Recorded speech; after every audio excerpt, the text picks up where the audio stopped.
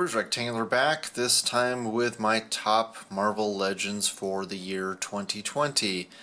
Alright, I'm going to try not to bore you guys with a lot of explanation. I've got a lot of honorable mentions, so just going to do a montage for a little while and then we'll get into my top 10 honorable mentions and then top 11 technically. 10 figures plus the Build-A-Figure for Marvel Legends 2020. Alright, let's go.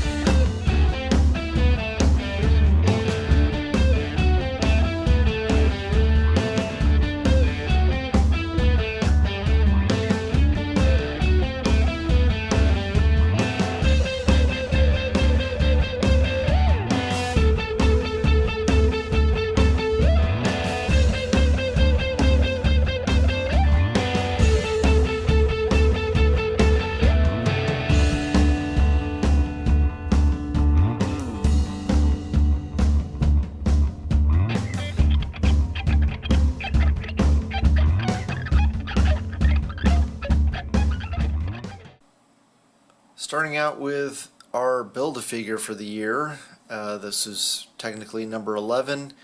We have the Strong Guy Build-A-Figure, and thought they did a really good job on this. I thought he would have a lot more issues standing because I knew those feet were going to be so tiny and, you know, pretty comic accurate. He definitely skipped leg day. He's got small feet and a very large upper body, but yeah, I don't think too many people have complained about balancing issues for him.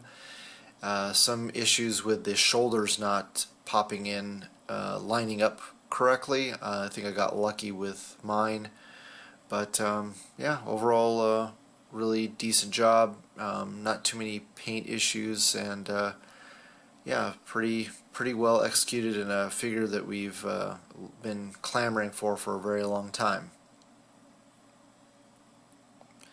Next we have the MCU leather jacket Wolverine, and I was pleasantly surprised with this figure. I think they did a really good job. It's got really nice texturing on the pants, and, you know, pretty decent resemblance to the actor. I think the kind of shading or kind of weathered look got a little bit heavy-handed at times in places, but overall I think he turned out really nice. Next we have the Warpath figure, and that was, yeah, a toy. That was a, what's his name, Strong Guy Build-A-Figure wave. I think they did a really good job with him. I wish he was slightly larger, but overall still a really nice figure. I was actually surprised that the old Hulkling body is actually bigger than this guy. So yeah, it'd be interesting if we ever get redos of the Wrecking Crew, if they're gonna go with this smaller body mold.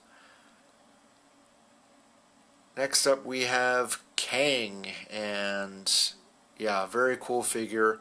Really like the way that they integrated the abdominal articulation. Most of the paint apps that I've seen look really decent. Yeah, really cool version of this figure, way better than the old one that we had from years and years ago. Next we've got Old Man Hawkeye, and I'm not a big fan of the character, but they did a really good job on this figure. I keep saying that Mayshelf needs to be their primary go-to person for head sculpts on Marvel Legends, because every figure he does is pretty damn awesome.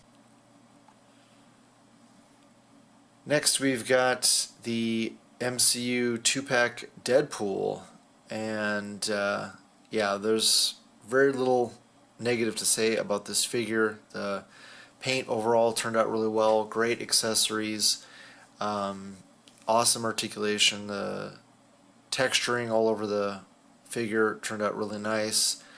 Yeah, you know, I'm not a big MCU figure collector, but I really love the Deadpool movies, and this thing looks extremely screen accurate.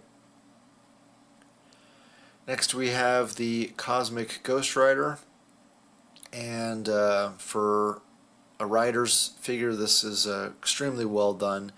You know, I don't know that they could reuse any of these parts from the bike on anything else. The figure has got some pretty cool unique parts, even though they did do some kit bashing. I think it was really well done, and great paint job. You know, he does what he needs to do articulation wise. I've seen some people make some cool custom chains for him, so might have to try to do that myself, but overall very nice figure.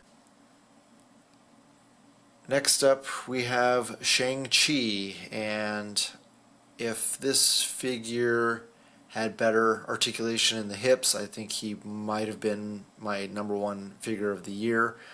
It's unfortunate when you've got figures like Spider-Man and Shang-Chi that you know, they're really acrobatic dudes, and they have less hip range motion than other figures that are wearing armor. So I really wish Hasbro would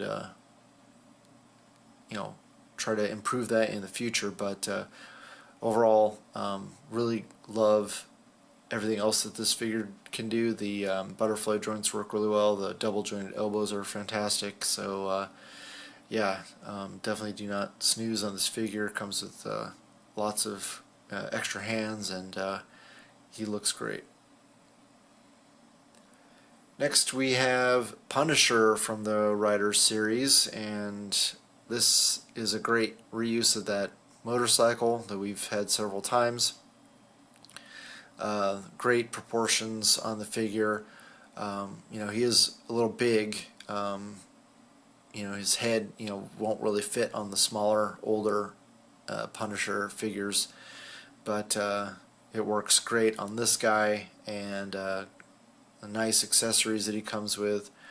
Haven't seen too many QC issues, and yeah, if you're a big Punisher fan, you definitely don't want to miss out on this one.